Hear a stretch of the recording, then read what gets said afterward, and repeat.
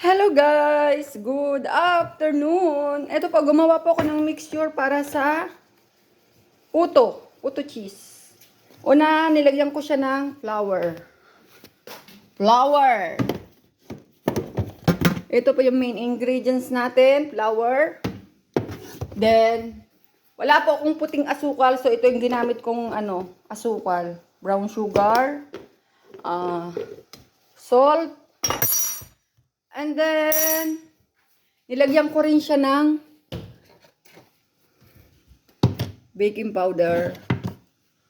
And then, vanilla. Kung wala po kayong ganito, pwede rin po yung liquid.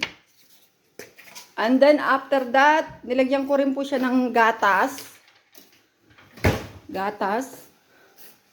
At saka po, syempre tubig. At saka po butter. Ayan po. Kinuno ko siya dito. Tapos, ayan po yung steamer ko. And then, ito po yung molds ko. Lalagyan ko siya ng butter yung ibabaw niya. Yung loob niya para hindi dumikit yung mixture ng aking puto. Tapos, and then, syempre yung cheese natin ilalagay natin sa ibabaw. Ganyan po. Ito po yung cheese ko. Gagayat-gayatin ko siya. Okay? Ito na po yung mixture ng puto ko. Puto cheese.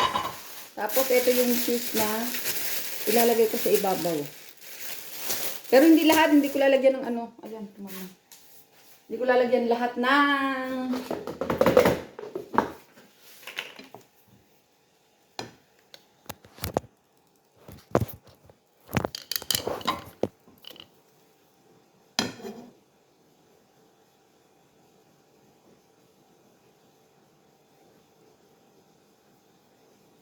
yan po siya.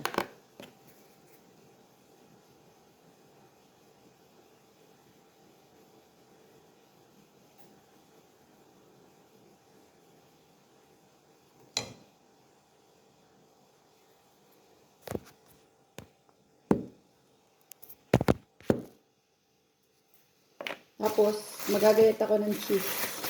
Pero hindi ko lalagyan lahat ng ng